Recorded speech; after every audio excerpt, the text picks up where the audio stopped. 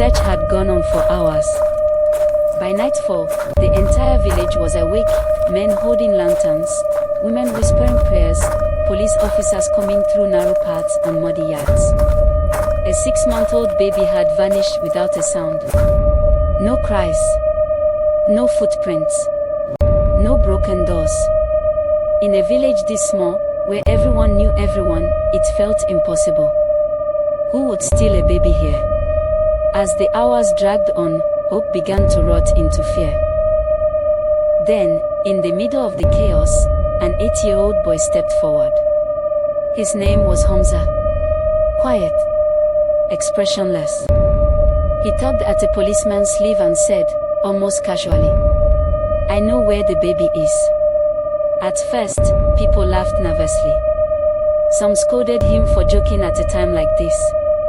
Others ignored him completely. But Hamza didn't smile. He didn't cry.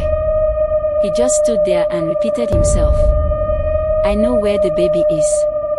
Something about his calm unsettled the officers. Against their instincts, they decided to follow him.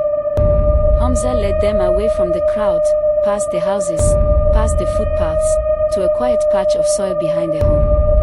The ground looked undisturbed, almost peaceful. He stopped. Pointed. There. The police hesitated. Then they dug. Within minutes, the screams began. The baby was there. Buried. Lifeless. Women collapsed to the ground. Men shouted in rage and disbelief. The air filled with wailing so loud it felt like the village itself was mourning. Through it all, Hamza stood still. No tears. No fear. No regret. When the police asked him what happened, he answered without emotion, "I strangled her." The officers froze. They immediately called his parents for questioning, expecting denial, confusion, anything. Instead, they were met with silence. Then, finally, a confession far worse than anyone imagined. This wasn't the first time Hamza had killed before. His parents told the police that he had murdered 2 of his own siblings. The first, left alone with him, was found by their mother when she returned home. The child lay motionless in a pool of blood. A stone nearby. The damage already done. The second sibling was strangled. Both deaths were hidden. Buried quietly. No neighbors told. No police report. No funeral. They said nothing. The officers were stunned.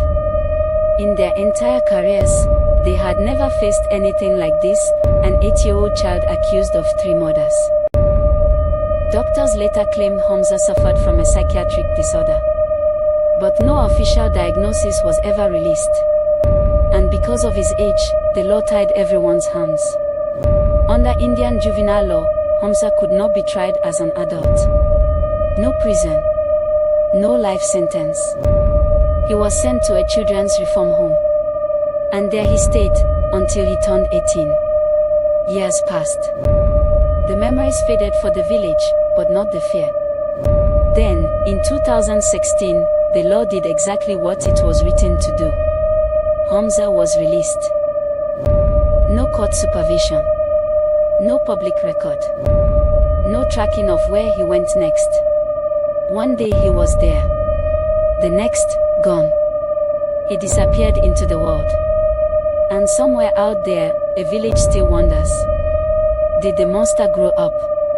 Or did he just learn how to hide better?